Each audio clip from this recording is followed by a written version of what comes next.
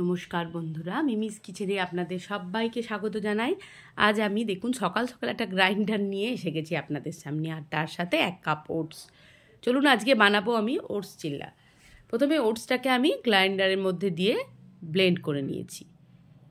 এই দেখুন গুঁড়ো হয়ে গেছে। এবার চলুন একটা বাটির মধ্যে ঢেলে নিয়েছি। এরপর ওপর থেকে আমি দিয়ে দিলাম পেঁয়াজের টুকরো, মানে কুচি করে কেটে রাখা পেঁয়াজ, ধনেপাতা, তারপর দিয়ে দেবো টমেটো, তারপর দেব কাঁচা লঙ্কা, ঝাল যে যেমন খান।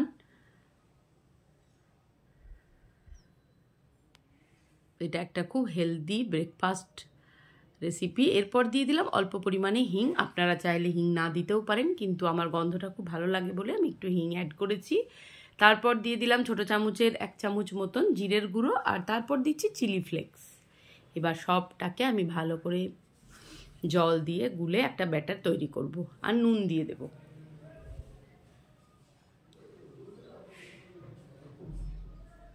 এরপর দিয়ে দিলাম জল। চামচ দিয়ে ভালো করে মিশিয়ে আমি একটা পাতলা ব্যাটার তৈরি করে নেব।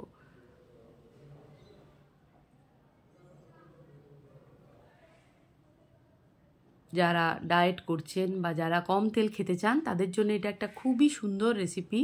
ওটস তো অনেক রকমইভাবেই খাওয়া যায়। ওটসের খিচুড়ি হয়, ওটসের স্মুদি হয়, ওটস এমনিও দুধ দিয়ে খায়, তো অমলেট হয়, ওটস অমলেট, অনেক কিছুই হয় ওটসের।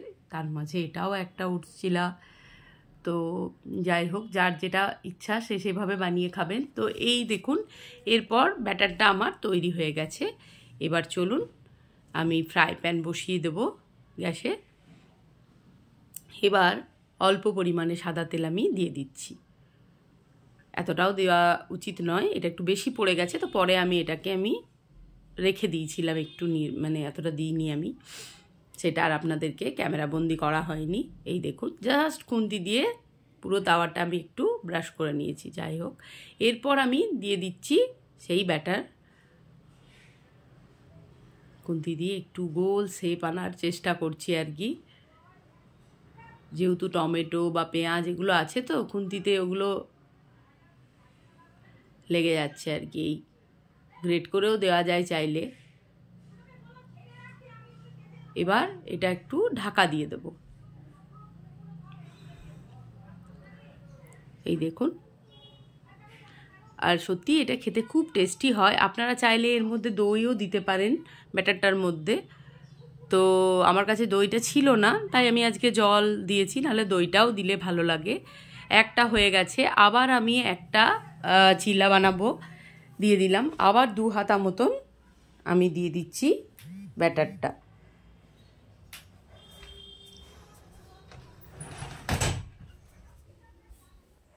এইভাবে গোল শেপ বানিয়ে নিচ্ছি। আপনাদের কাদের ওটস চিলা খেতে ভালো লাগে আমাকে অবশ্যই কমেন্ট করে জানাবেন। আবার ঢাকা দিয়ে দেব।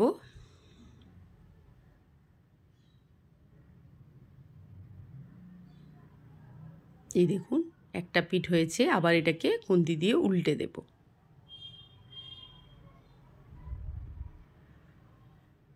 আবার একটা পাশ একটু ঢাকা দিয়ে দিচ্ছি। এইভাবে এটা উল্টে পাল্টে করে নিতে হবে একটু সময় ধরে। একটু লো ফ্লেম করে করবেন, ঢাকা দিয়ে দিয়ে দেখবেন খুব সুন্দরভাবে হয়ে যাবে।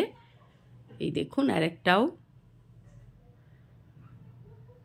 সেম প্রসেস, একইভাবে এইভাবে অনেকগুলোই আমি চিলা বানিয়েছিলাম। ব্যাস তৈরি হয়ে গেছে আমার চিলা রেসিপি। ভিডিওটি যদি ভালো লেগে থাকে তাহলে অবশ্যই like, comment, share and subscribe করে আমার পাশে আপনারা এভাবেই থাকবেন।